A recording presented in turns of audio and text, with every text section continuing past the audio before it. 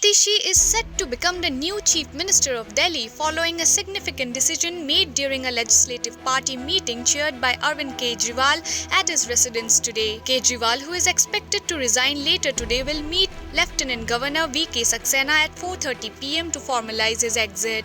Kejriwal's decision to step down comes shortly after his release from the Tihar jail on September 13, where he had been lodged due to his alleged involvement in the Delhi liquor policy case.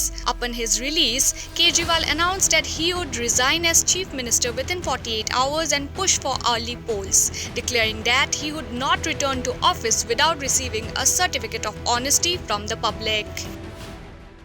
आज मैं आपकी अदालत में आया हूं, जनता की अदालत में आया हूं। आपसे पूछने के लिए आया हूं, क्या आप केजरीवाल को ईमानदार मानते हो कि गुनहगार मानते हो?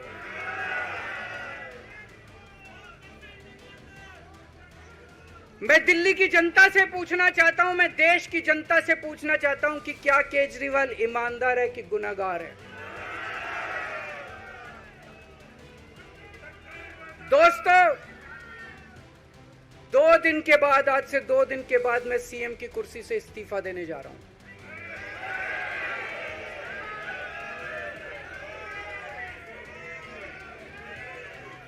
और मैं तब तक सीएम की कुर्सी पे नहीं बैठूंगा जब तक जनता अपना फैसला ना सुना दे।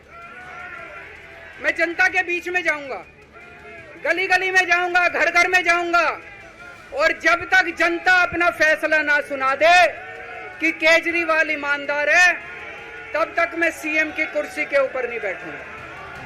Atishi, a prominent leader in AAP, has been steadily rising through the party ranks. In 2019, she was appointed in charge of East Delhi for the Lok Sabha elections but lost to BJP's Gautam Gambhir by a large margin of 4.77 lakh votes. However, she gained momentum during the 2020 Delhi Assembly elections, winning the Kalkaji constituency by defeating BJP's Dharamveer Singh by 11,422 votes. Atishi was later inducted into the Delhi cabinet alongside Saurabh Bharadwaj following the resignations of Deputy Chief Minister Manish Sisodiya and Health Minister Satyendra Jain. While Atishi's name emerged as the front-runner, other AAP leaders like Gopal Rai, Kailash Gehlot, Saurabh Bharadwaj and even Kejriwal's wife Sunita were considered potential successors. There were also talks of possibly selecting a candidate from the minority committee given AAP's efforts to rebuild its support among them since the 2020 Delhi riots as the party navigates recent political challenges. विधायक दल की बैठक बुलाई गई थी, जिस बैठक में दिल्ली के अगले चुनाव तक मुख्यमंत्री की जिम्मेदारी सर्वसम्मति से आतिशी जी को दी गई है। ये जो जिम्मेदारी दी गई है, आप सब जानते हैं कि एक विषम परिस्थितियों में ये जिम्मेदारी देनी पड़ी है, क्योंकि जिस तरह से भारतीय जनता पार्टी की केंद्र सरकार ने, पूरी भारतीय जनता पार्टी ने, देश के माननीय प्रधानमंत्री जी ने षड्यंत्र करके, एजेंसियों का दुरुपयोग करके आम आदमी पार्टी को खत्म करने का, दिल्ली की सरकार को, देश के अंदर जिस तरह से सरकारों को तोड़ा गया, उसी तरह से दिल्ली की सरकार को भी तोड़ने का जिस तरह से अभियान चलाया, उन सभी अभियानों को फेल करते हुए आम आदमी पार्टी ने अपनी एकजुटता को, विधायकों की एकता को, सरकार की स्थिरता को और सरकार के कामों को जारी रखा। इन्होंने ये कोशिश की कि अरविंद केजरीवाल जेल के अंदर इस्तीफा दे दें और सरकार को गिराया जा सके।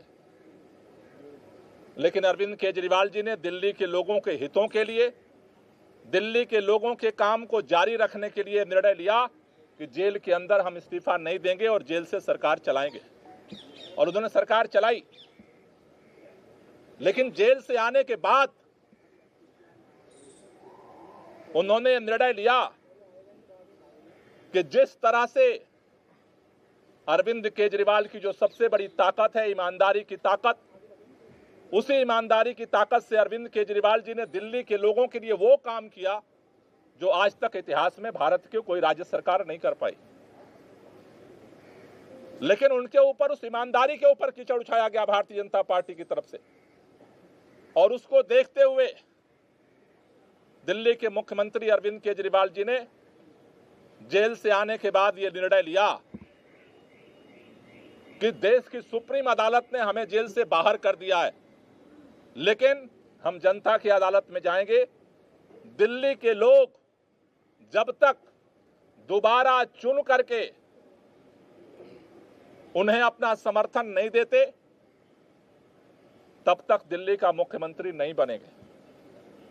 आज इन परिस्थितियों में जब उन्होंने अपना इस्तीफा देने का निर्णय लिया, आज विधायक दल की बैठक हुई। विधायक दल की बैठक में सर्वसम्मति से निर्णय हुआ है कि अगले चुनाव तक हम चाहते हैं कि ये चुनाव अक्टूबर-नवंबर में कराए जाए, जल्द से जल्द कराए जाए।